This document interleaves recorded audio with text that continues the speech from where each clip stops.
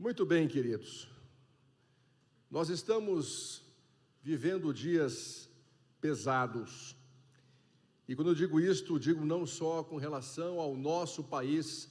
Estamos vendo pessoas nas ruas extremamente angustiadas. As faces das pessoas mostram uma angústia. E nós sabemos que deveria ser assim mesmo, porque a Bíblia fala que as coisas no final dos tempos, no final deste mundo, não iriam melhorar, elas iriam piorar cada vez mais. Eu convido a igreja a abrir a palavra de Deus no livro de Isaías, capítulo 60, neste momento. Todos que trouxeram a Bíblia, abram, por favor, em Isaías, capítulo 60. Isaías, profeta messiânico, o seu nome em português, do hebraico para o português, significa Deus é minha salvação. Um dos maiores profetas de Israel. Isaías capítulo 60, versículo 2, assim reza a palavra de Deus. Porque eis que as trevas cobrem a terra, e a escuridão os povos, mas sobre ti aparece resplendente o Senhor, e a sua glória se vê sobre ti. Meus amados, este é um dos mais coetâneos, mais contemporâneos, mais atualizados, mais escatológicos versículos da palavra de Deus. Não poderíamos encontrar uma descrição mais fidedigna da exatidão dos dias nos quais estamos vivendo neste mundo. Vale lembrar que, quando Isaías escreve que este mundo está em trevas, no hebraico original se diz densas trevas, gerando uma escuridão como nunca antes vista na história da humanidade. E quando Isaías escreve, inspirado por Deus, nós encontramos que o sentido destas palavras era significar que as trevas vigentes na terra não seriam trevas apenas de uma origem ética ou de uma origem moral, mas sim especialmente trevas espirituais. Porque estamos neste mundo em meio a um grande conflito entre Cristo e Satanás, entre selo de Deus e marca da besta. E a cada dia que se aproxima o retorno de Jesus a esta terra, nós encontramos mais e mais sinais proféticos acontecendo, clamando ao mundo: Jesus está voltando. Por isso, meus amados, se alguém ainda porventura acredita que as coisas aqui neste mundo irão melhorar, se alguém por acaso encontra você e diz que os cristãos estão exagerando, eu gostaria de chamar aqui ao telão nosso primeiro slide, por favor. É uma notícia aos advogados que aqui estão, familiarizados com o consultor jurídico. Ali diz: decisão da Suprema Corte dos Estados Unidos justifica pedido satânico. Isso aconteceu agora recentemente, foi muito pouco comentado, porque a mídia geralmente não se importa com as coisas espirituais, pelo menos as de Deus. Mas a Suprema Corte americana recentemente decidiu, porque a prefeitura de Boston tinha o costume de hastear 3 bandeiras, uma dos Estados Unidos, outra bandeira da prefeitura, da cidade do município de Boston, da cidade de Boston, e uma terceira bandeira era hasteada em comemoração a algum evento histórico, algum feriado, alguma entidade que fosse relevante na cidade. E tentaram colocar a bandeira da Igreja de Satanás, e a princípio a prefeitura negou. E então, membros desta instituição buscaram a justiça americana. O primeiro juiz que conheceu da causa não deu provimento. No recurso, não houve provimento. Mas quando chegou na Suprema Corte dos Estados Unidos da América, vejam só o que aconteceu. A Suprema Corte não só autorizou, como mandou que a bandeira fosse hasteada em comemoração à criação da Igreja Satânica de Boston uma vez ao ano. Quer mais? Tem. Próximo slide, irmão, por favor. Suprema Corte amplia proteções para trabalhadores que buscam observar dias de descanso, dias santos e especialmente descanso dominical. Isso para nós é muito significativo, porque na verdade, amados, além de ser o quadro vigente de uma disputa espiritual constante na história do mundo, mostra que o mundo está caminhando em direção ao fim. E como é que eu sei disto? Nós já falaremos sobre esse assunto, irmãos. Nós temos um privilégio como cristãos, porque temos acesso à palavra de Deus, amamos a palavra de Deus, lemos a palavra de Deus, estudamos a palavra de Deus, porque sabemos que aqui está a verdade. Mas há pessoas aí fora, há pessoas que eu conheço, que você conhece, que estão hoje, igualmente como eu e você, contemplando o cenário de densas trevas morais, éticas e espirituais. Estão sofrendo as consequências, estão sofrendo tristeza, desapontamentos, estão sofrendo aflições, estão sofrendo angústias indizíveis e intransponíveis humanamente, mas ainda se recusam a reconhecer que Jesus Cristo é o Senhor. Por quê? Diante de tantas e tantas evidências, existe uma estratégia neste grande conflito de forças entre o bem e o mal. E se você voltar uma página na sua Bíblia agora, para o capítulo 59 de Isaías, coincidentemente, versículo 2 também, você lerá que os vossos pecados, a vossa iniquidade, Deus está dizendo, fazem separação entre mim e ti, e aqui está a estratégia primaz de Satanás, o querubim caído. Ele sabe muito bem que se você se aproximar de Deus, Deus irá recebê-lo.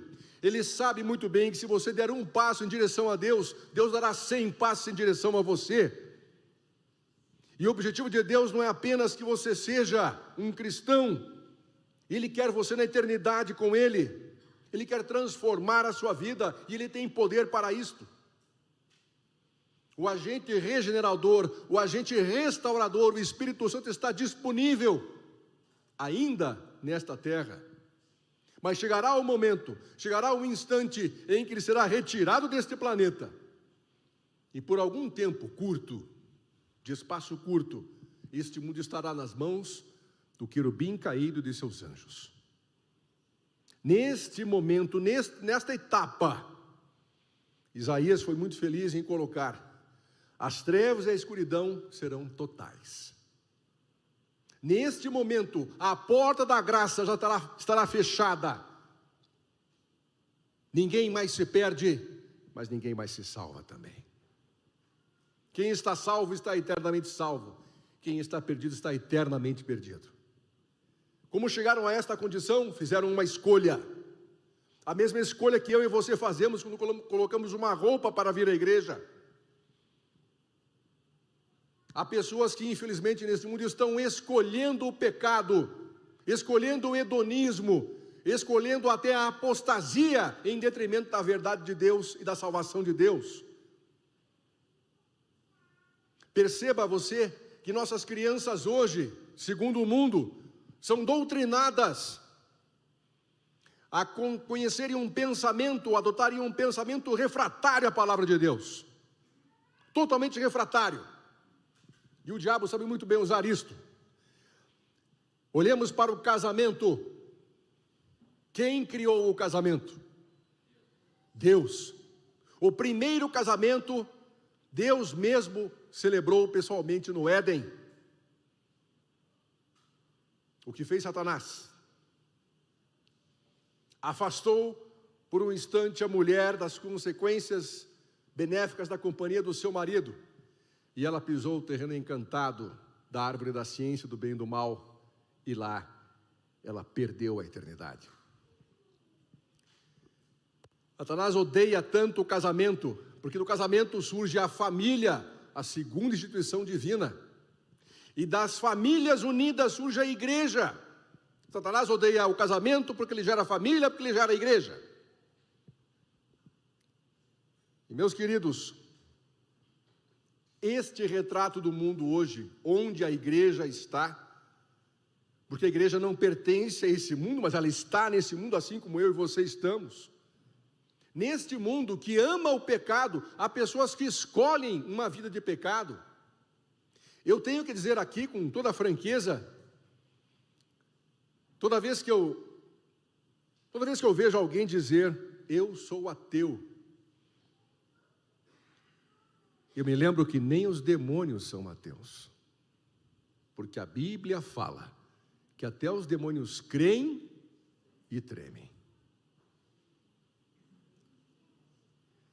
É neste mundo, é neste escopo que eu e você e a igreja está.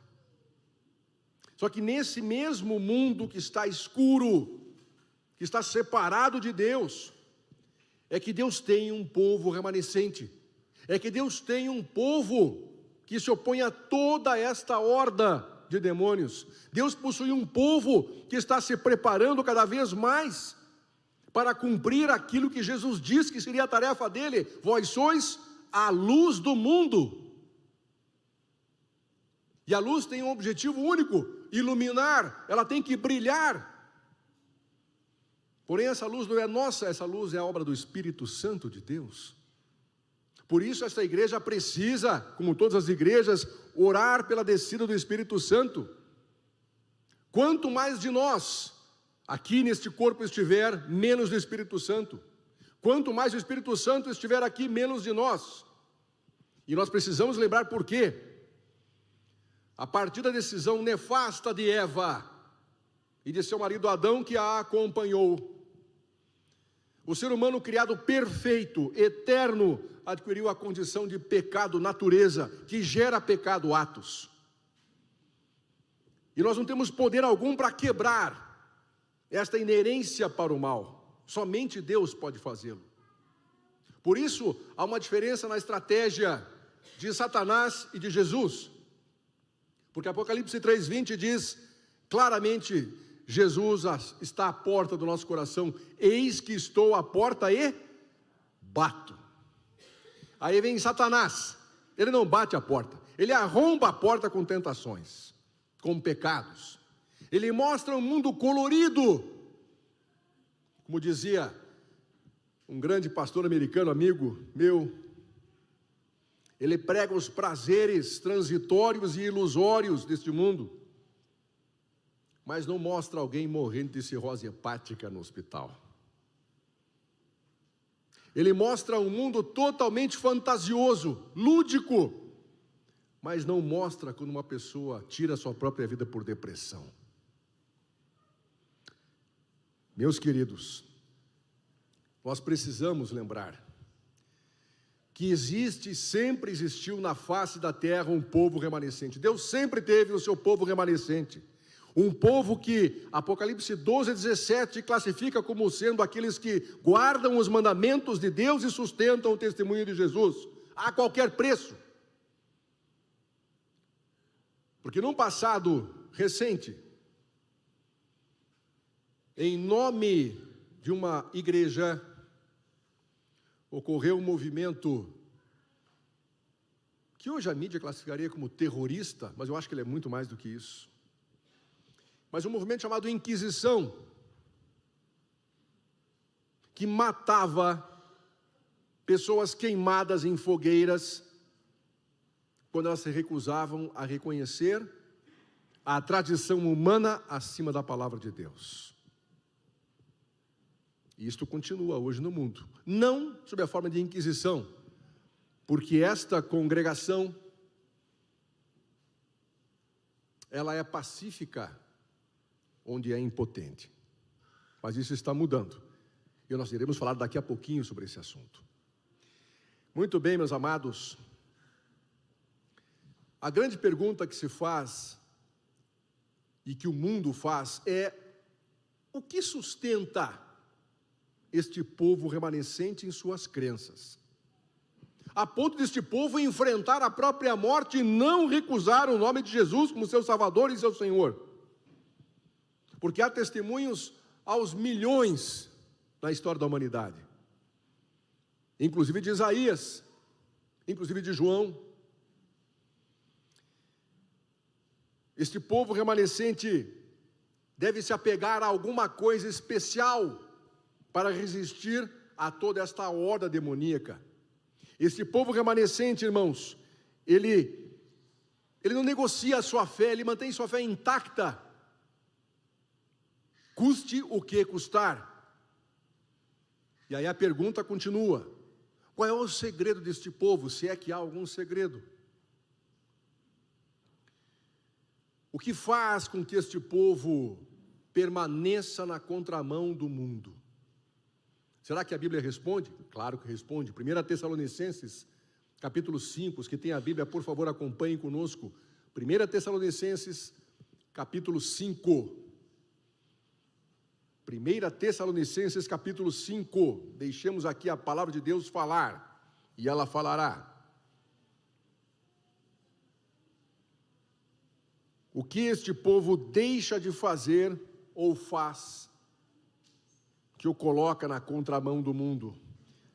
1 Tessalonicenses 5:20 revela: não desprezeis as profecias. Amém? Aqui está, meus amados. O povo remanescente, esse povo que guarda todos os mandamentos de Deus e tem a fé unicamente em Jesus, este povo não despreza as profecias, muito pelo contrário, esse povo veio das profecias. A igreja adventista do sétimo dia é um movimento profético suscitado por Deus para restaurar sua verdade no mundo, e ela está cumprindo isso há 179 anos, mas nós veremos daqui a pouco que falta um pouco mais. E Deus fará com que mais uma profecia se cumpra em muito breve no seio desta igreja.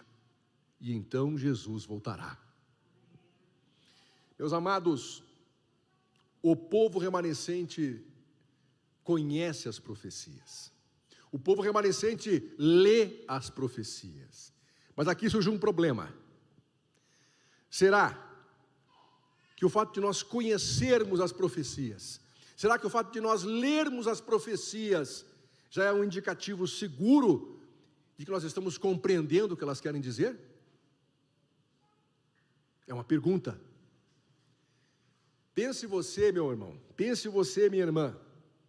Lemos o livro do Apocalipse, um livro que nós sabemos escrito completamente, todo ele em linguagem simbólica. E por que razão? Onde estava João mesmo? Na ilha de Patmos, preso por Roma Império. Se ele contasse exatamente as suas visões, porque o livro do Apocalipse não está exatamente da maneira cronológica, as visões vêm e voltam, justamente porque este cânon bíblico foi colocado fidedigno às revelações que João recebeu, porém numa ordem que João não fez. Por isso você lê as profecias e os fatos às vezes falam de fatos pretéritos, profecias pretéritas, profecias futuras, profecias presentes. Mas João escreveu em linguagem simbólica para que o livro fosse preservado. Caso contrário, esse livro tinha sido destruído há muito tempo pelas forças de Roma. Porque fala basicamente, em Apocalipse 13, da restauração da grande Roma. E isso está acontecendo a passos largos. Talvez num ritmo, numa velocidade que nós não gostaríamos muito de admitir, mas está acontecendo. E nós iremos falar sobre isso daqui a pouco. Mas, irmãos, a pergunta que fizemos, ler as profecias, conhecer as profecias, é suficiente para entendê-las? É-se disso que, para cada profeta que Deus enviava para Israel, com o intuito de buscar que Israel se arrependesse e voltasse para o seu Deus, para cada profeta suscitado por Deus, Satanás suscitava um falso profeta. Para cada profecia que Deus revelava ao povo, Satanás buscava trabalhar diligentemente para confundir e produzir o desengano em relação a se a profecia aconteceria ou não, frustrar o entendimento da interpretação profética. E aqui surge a nossa resposta. nós precisamos saber interpretar as profecias de Deus.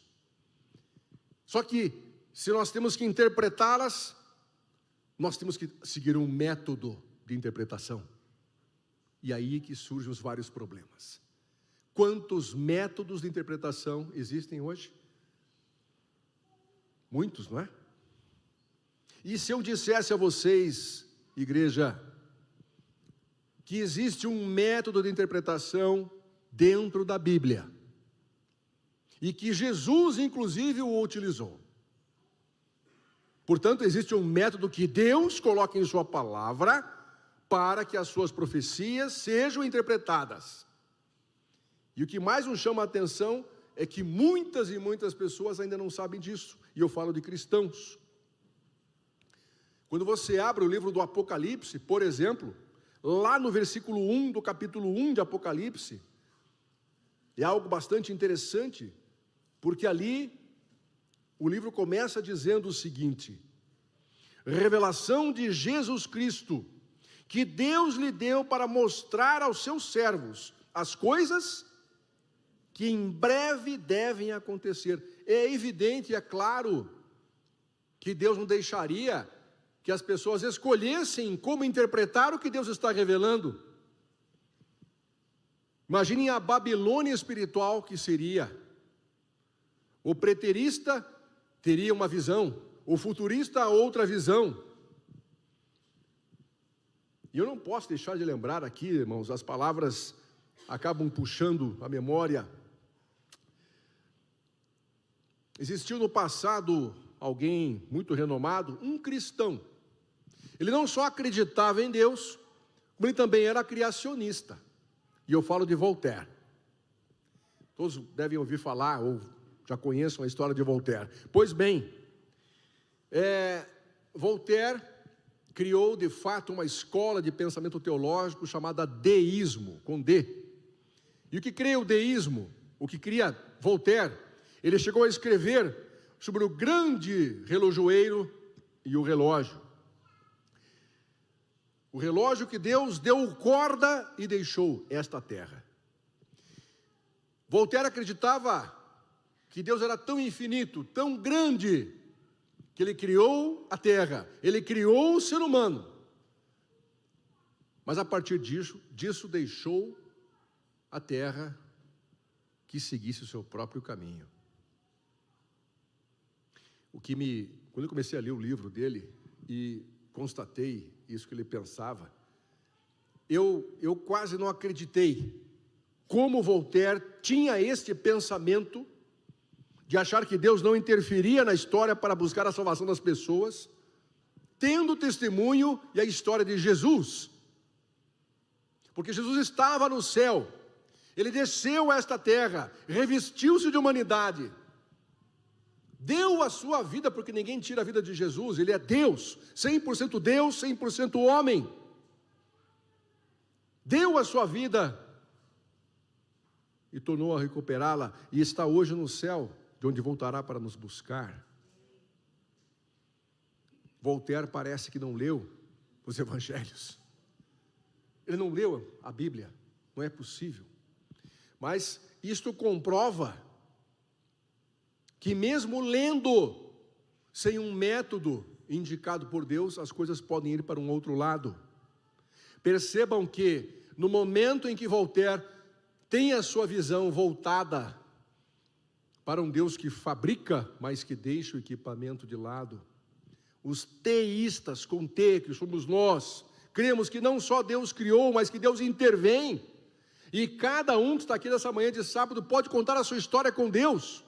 Eu tenho certeza absoluta que cada um aqui tem sua história de relato de sucesso espiritual com Deus, porque Deus está sempre junto de nós. Não importa o quão longe estejamos, Deus nos busca, Deus nos restaura, Deus nos molda novamente a sua imagem e semelhança, porque Ele nos quer no céu com Ele. E então, meus amados, o exemplo de vida de Jesus fulmina a teoria de Voltaire. Nós somos teístas, porque cremos que Deus não apenas nos criou, mas Ele intervém em nossas vidas, intervém na história do mundo, justamente para propiciar a salvação a todo aquele que nele crê. Porém, amados, a pergunta central continua sem resposta: qual método nós temos que utilizar para interpretar corretamente as profecias de Deus? Não incorrermos no engano, como incorreu Voltaire, dentre tantos outros, não? Vamos abrir a Bíblia agora, no livro de Daniel, capítulo 9. Por favor, os que têm a Bíblia, acompanhem conosco. Livro de Daniel, capítulo 9. A resposta sobre o método correto para a interpretação da palavra de Deus, no tocante às profecias, está aqui. Eu falei que Jesus usou este método, e nós iremos comprovar. Queridos, Daniel 9, versículos 26 a 27, apenas 2 versículos. Notem que Jesus usou este método para interpretar as 70 semanas de Daniel 9. Depois das 62 semanas será morto o ungido, e já não estará, e o povo de um príncipe que há de vir destruirá a cidade e o santuário. E o seu fim será num dilúvio, até ao fim haverá guerra, desolações são determinadas. Versículo 27. Ele fará firme aliança com muitos por uma semana, na metade da semana fará cessar o sacrifício e a oferta de manjares. Sobre a asa das abominações virá o assolador, até que a destruição que está determinada se derrame sobre ele. Como é que Jesus interpretou as 70 semanas de Daniel? E assim nos mostrou exatamente qual é o método que temos que utilizar para entender as profecias de Deus segundo Deus? Vamos lá para Lucas capítulo 21, palavra de Deus falando. Lucas capítulo 21, lemos aqui agora versículos 20 a 22. Lucas 21, 20 a 22. Reza aqui a palavra de Deus. Quando, porém, virdes Jerusalém sitiada de exércitos, sabei que está próxima a sua devastação mencionada por Daniel. Então os que estiverem na Judéia, fujam para os montes, os que se encontrarem dentro da cidade, retirem-se, e os que estiverem nos campos, não entrem nela, não entrem na cidade, porque estes dias são de vingança, para se cumprir o que está escrito. Irmãos, o que significa isso? Significa profecia, história, cumprimento. Profecia, história, cumprimento. Nós chamamos este método de método historicista ou de método histórico, porque Jesus o ensinou. Veja em Marcos capítulo 1, um pouco antes de Lucas aqui, Marcos capítulo 1, Jesus novamente falando, versículo 15, o tempo está, o que disse Jesus? O tempo está cumprido, e o reino de Deus está próximo, arrependei-vos e crede no Evangelho. O tempo está cumprido. Irmãos, profecia, história, cumprimento. É desta forma que devemos interpretar as profecias de Deus, não de uma forma particular, ou segundo as nossas conveniências, nossas ideias, nossos conceitos particulares. É incrível que, a partir deste momento, nós podemos ter a luz da verdade, porque a história está aclamando os acontecimentos proféticos que Deus disse que aconteceriam, e muitos já aconteciam na época de Jesus. Hoje, quando nós olhamos para o mundo da maneira que está, nós podemos compreender por que Jesus fez questão que nós aprendêssemos a identificar as profecias. Eu quero que você volte rapidamente aqui ao livro de Daniel, porque agora nós conhecemos bem a estrutura de interpretação. Daniel 12, o último capítulo do livro de Daniel. Daniel 12 inicia falando de um tempo de angústia qual nunca houve na terra. E quando Daniel recebe essa revelação de Deus, seguramente não era para os seus dias. Daniel estava falando, como Isaías falou, dos nossos dias. Um tempo de angústia qual nunca houve na terra significa dizer: nada do que tenha acontecido antes com os seres humanos pode se assemelhar ao que virá. Porque o que virá é o desfecho final do grande conflito entre Cristo e Satanás. Um detalhe muito importante. Muitas pessoas me perguntam nas igrejas, mas e esse conflito de forças? Como isto vai funcionar? Não existem conflito de forças, meus irmãos. Satanás não tem nenhum poder perante Deus. Nosso Deus é o Deus Todo-Poderoso. Nosso Deus poderia destruir esse querubim caído com toda a sua hoste angelical caída em um único milinésimo de segundos. Não há conflito de forças aqui. A batalha é pelo coração humano, a batalha é pela decisão humana, a batalha é pela escolha. Não se fala em força. Daniel 12, versículo 4, Daniel recebia as visões de Deus e diz assim a palavra: tu, porém, Daniel, encerra as palavras e sela o livro. Muitas pessoas ficam aqui me perguntando, mas então Deus mandou Daniel encerrar todo o livro? Não. O livro, nós mencionamos aqui, as visões eram dadas por Deus e os profetas escreviam as visões. Eles não colocavam um capítulo e versículo, escreviam as visões. Esta visão do fim do mundo, Deus havia pedido que agora Daniel selasse o livro, o pergaminho da inscrição da visão, porque era para selar, era para encerrar até o tempo do... Opa, agora chegamos num ponto bastante relevante. Tempo do... Quando começou o tempo do fim? Quando começou? Ouço o buliço do povo, mas Deus revela também quando começou exatamente o tempo do fim, meus amados. Esse slide, eu peço agora que o nosso irmão coloque lá, o próximo slide, por gentileza. Esse evento aqui marcou o mundo de uma maneira que nunca se havia imaginado antes. Esse homem que está ali é o retrato do Papa Pio VI. Nenhum acontecimento dos tempos da era moderna do mundo, século XVIII, século XIX, nenhum acontecimento chamou mais a atenção do que a prisão deste Papa. Quem prendeu este Papa foram as tropas francesas de Napoleão Bonaparte. O general Louis-Alexandre Berthier foi o autor da prisão. Por que ele foi preso? Bem, estava em curso a Revolução Francesa e este Papa Pio VI havia feito uma aliança com contra-revolucionários, porque ele acreditava que a Revolução Francesa estava prejudicando a hegemonia da Igreja Católica no mundo.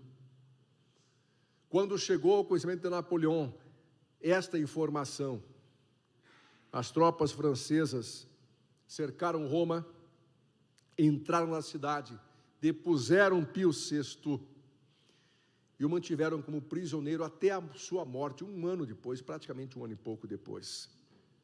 E então o mundo começou a comemorar: o papado está morto. Nunca mais se levantará uma nova Inquisição na face da terra. Só que, próximo slide, meu irmão, por favor. Algo estava para acontecer. No dia 11 de fevereiro de 1929, o papado foi restaurado. Pense bem. Apocalipse 13, os que têm a Bíblia. Apocalipse 13, a besta que emerge do mar. Seguindo o método histórico ou historicista, meus amados, quando fala emerge do mar, e a imagem que João viu foi exatamente esta, ou muito próxima desta, uma besta que emerge do mar. Mas o que significa mar? Falamos agora há pouco que o livro do Apocalipse é um livro simbólico, ou escrito em simbologia, para evitar a sua fácil identificação. Será que a Bíblia explica o que são águas? O que é águas? O que é o mar? Conjunção de muitas águas. E o que é água? Apocalipse 17:15, conhecem de cor, não é? São povos, multidões, nações e línguas. Então é lógico, é óbvio, é ululante de que esta simbologia do mar aqui significa uma concentração de muitos povos, muitas nações, muitas línguas. Não há outro continente no mundo que não seja a Europa onde exista tal concentração. Portanto, esta besta, ela emerge do mar, ela emerge da Europa. E ela emerge da seguinte forma: tinha 10 chifres e 7 cabeças, e sobre os chifres 10 diademas, e sobre as cabeças tinha o que mais? Nomes de blasfêmia. Meus irmãos, as primeiras partes dessa besta que João começa a visualizar são as suas cabeças e chifres. E sobre as cabeças ele já vê nome de blasfêmias, indicativo de que esse poder é um poder religioso. Ainda seguindo a palavra de Deus, versículo 2: a besta que vira semelhante a leopardo, com os pés de urso e boca como de leão, e deu-lhe o dragão. Dragão é símbolo de quê mesmo na Bíblia? Satanás. Deu-lhe Satanás o seu poder. Deu 3 coisas: o poder, o trono e grande autoridade. Então quem está motivando o levantamento desta besta do mar, desta besta da Europa? O próprio Satanás. Quem é que lhe concede o trono, o poder e grande autoridade? O próprio Satanás. Segue aqui o versículo, é impressionante o detalhamento que Deus dá. É impressionante, está claro. O mundo não enxerga, mas como Paulo disse, as coisas espirituais se discernem espiritualmente. Você tem que nascer de novo.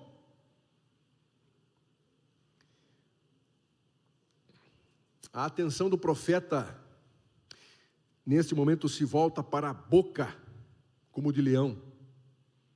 A boca é um indicativo muito forte de identificação desta besta, porque ela vai proferir arrogâncias e blasfêmias.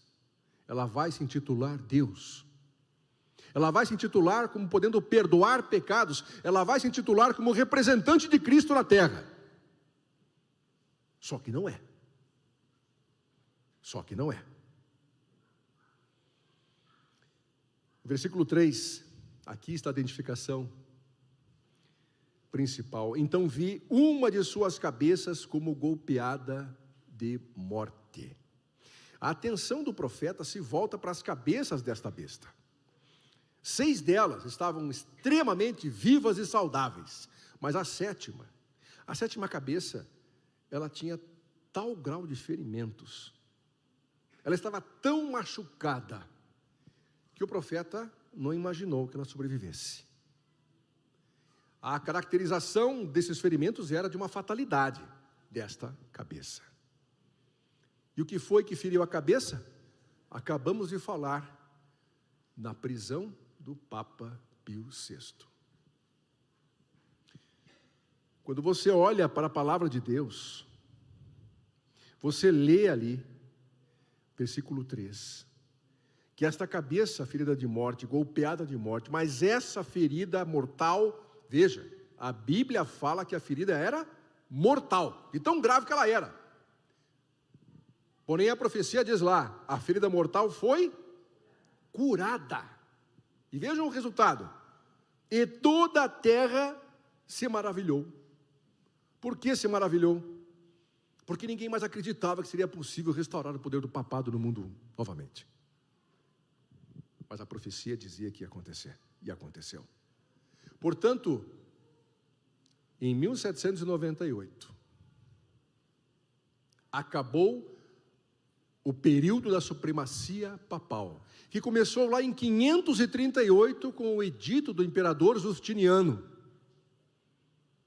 Foram no total 1260 anos de supremacia papal no mundo, e a história confirma ipsis literis, ao pé da letra, exatamente essas datas. São acontecimentos históricos. Jesus falou de história, profecia e cumprimento.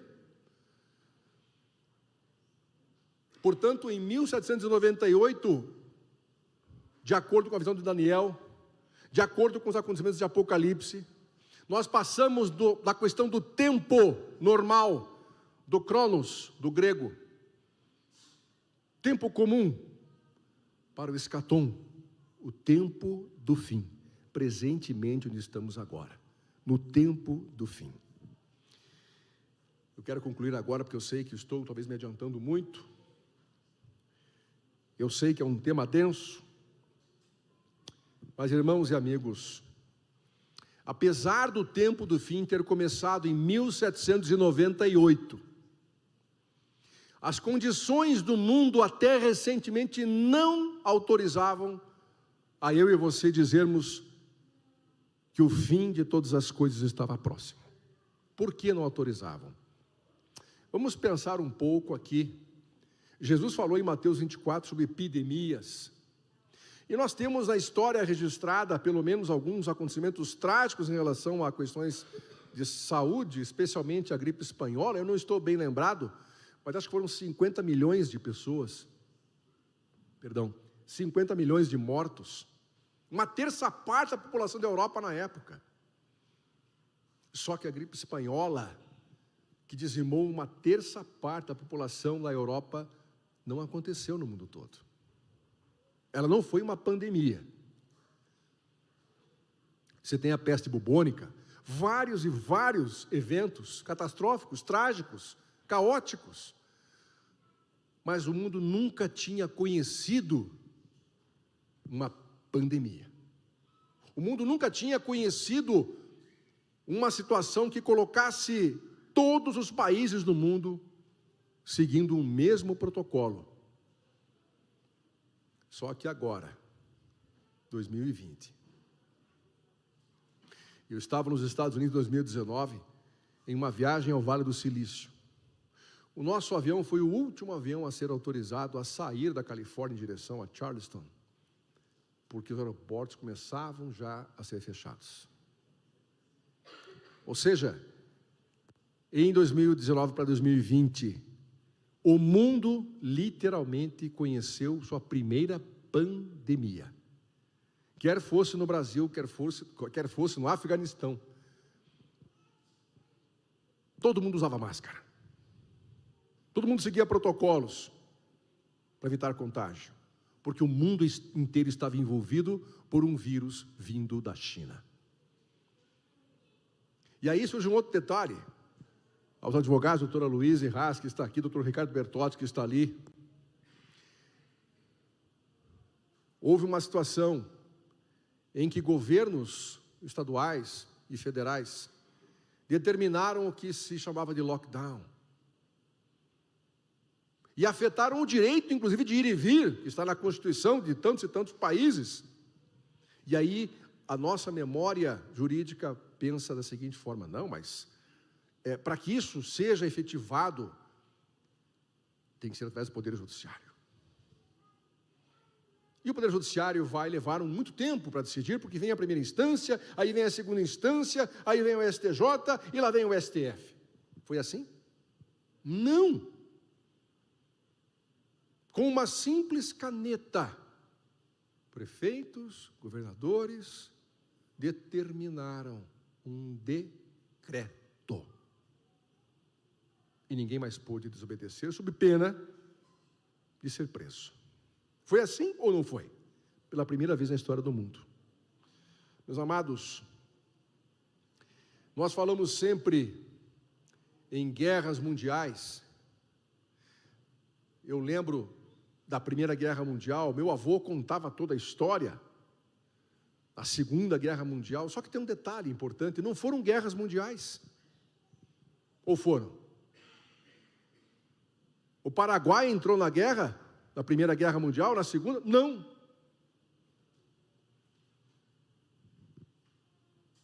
Camarões entrou na guerra, na Primeira ou na Segunda Guerra? Não. A Arábia Saudita entrou na guerra, qualquer uma das duas? Não. A Coreia do Sul entrou na guerra, na Primeira ou na Segunda? Não também. Então, nunca houve uma guerra mundial. Eu digo isso porque nós estamos entrando numa era de acontecimentos mundiais, simultâneos, pela primeira vez na história da humanidade. Pensem. Nós temos aqui uma outra novidade. Próximo slide lá, por favor, meu irmão. Aqui, ó. Mais de 100 países estão criando moedas digitais emitidas por bancos centrais. Bom, o que quer dizer isso? Nós vivemos uma era digital. E o que significa isto? Significa que tudo mudou neste mundo a partir de agora, tempo do fim. Porque, irmãos, pela primeira vez na história do mundo, praticamente toda a humanidade, ela está conectada através de um dispositivo tecnológico que nós ainda chamamos de telefone celular. Eu não sou tão velho assim, mas quando eu era criança, um pouco maior que meu filho que está lá no fundo, eu me lembro que nós tínhamos que, no interior do Paraná, pegar o telefone. Minha avó, meu avô faziam muito isso. E uma vez eu pedi para fazer também, porque você falava com a telefonista, e ela perguntava número, e você dizia o número, e ela conectava. Aí um dia eu falei para minha avó, digo, vó, eu quero ver como é que ela conecta esse negócio, como é que funciona. E minha avó me levou na central telefônica da cidade, e tinha uma senhora lá, com mais uma outra senhora, com um fone aqui, um microfone ali, e conectando todo momento, cabos. Chovia, acabava o telefone. Mas aí vem uma evolução. Vocês lembram do telefone de disco? Lembram?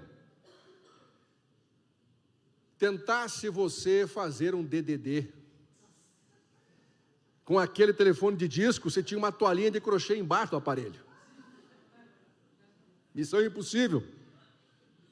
Qualquer descagem acima de 4, o telefone saía e você não pegava mais.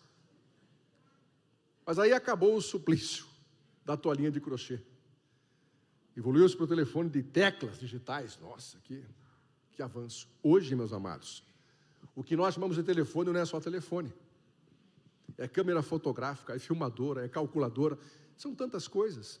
Nós estamos no mundo digitalizado pela primeira vez na história.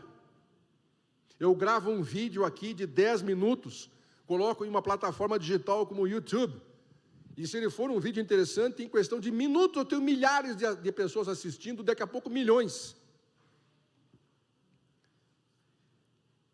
Pela primeira vez na história, a FEMA, que é uma agência federal de gestão de emergências dos Estados Unidos, ela fez agora, quarta-feira, um envio de sinal de emergência como teste, e eles fazem isso de 3 em 3 anos, desde 2001, desde o atentado ao World Trade Center.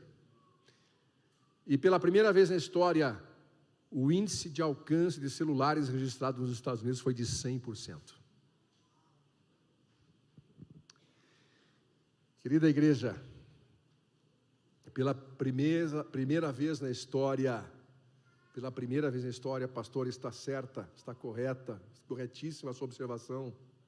Pela primeira vez na história, o anticristo, que está operando eficazmente na terra agora. Até então buscava-se muito o papado a promover o ecumenismo,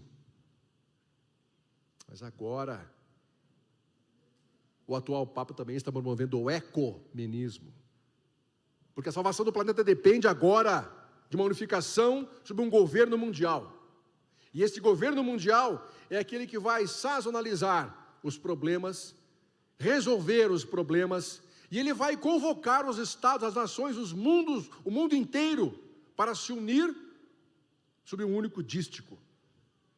Nós somos a autoridade mundial. A encíclica papal, divulgada na quinta-feira, agora, não sei quantos leram, eu já li, ela promove essencialmente a autoridade do Papa como solução dos problemas econômicos, sociais, ecológicos do mundo inteiro. E quer saber de uma coisa? Muitos chefes de Estado estão apostando nele. Eu falei que iria terminar. Meus amados, eu gostaria muito de saber se nós teríamos uma outra oportunidade para continuar, porque o tema prossegue. Eu quero só apenas dizer rapidamente que nós falamos tanto aqui da pregação final do Evangelho, Jesus disse em Mateus 24,14: e será pregado este evangelho do reino a todo povo, língua, tribo, nação, e então virá o fim. A que distância estamos nós deste momento? A que distância? Vamos acabar agora, mas para você ficar pensando. A Índia passou a China em população recentemente, por 28 milhões de pessoas. Índia, nós estamos hoje com 8 bilhões, praticamente 8 bilhões de pessoas, de habitantes no planeta Terra. Índia, China e Japão somam praticamente 40% da população mundial. Eu pergunto, são países cristãos? E agora? E agora, eu quero continuar dizendo que a Bíblia responde esta questão a partir de um anjo. E ele está lá em Apocalipse 18, versículo 1. Quero um dia voltar a esta igreja para falar mais dele. Porque nós conhecemos muito bem os 3 anjos. Os 3 anjos que voam pelo céu. Esses 3 anjos, a tríplice mensagem angélica, sou eu e você. É a igreja de Deus pregando a palavra. Só que ela prega a palavra em todos os países do mundo, exceto alguns que proíbem o evangelho, Coreia do Norte, China e Cuba, por exemplo. Mas a igreja está cumprindo a sua missão. Porém, chegará um momento que não será atingido todo o país, todo o estado que existe no mundo, não. Todas as pessoas serão recebidas pelo Espírito Santo e receberão o convite último de Deus para se arrependerem dos seus pecados e buscarem a salvação de Cristo que está ainda sendo ofertada. Apocalipse 18, 1 fala: depois dessas coisas vi descer do céu. Este anjo não voa pelo céu, ele desce do céu. Tinha grande autoridade e a terra toda se iluminou com a sua glória. Eis aqui o Espírito Santo de Deus, chuva serôdia, o derramamento máximo do Espírito Santo no momento em que todas as pessoas dessa terra serão convencidas a ouvir a pregação da palavra de Deus e se decidirem por Deus ou por Satanás. Na próxima oportunidade queremos prosseguir, mas falando da tríplice mensagem angélica, do seu grito, caiu a grande Babilônia, e da obra do 4º anjo. Deus nos abençoe e nos guarde em nome de Jesus. Amém.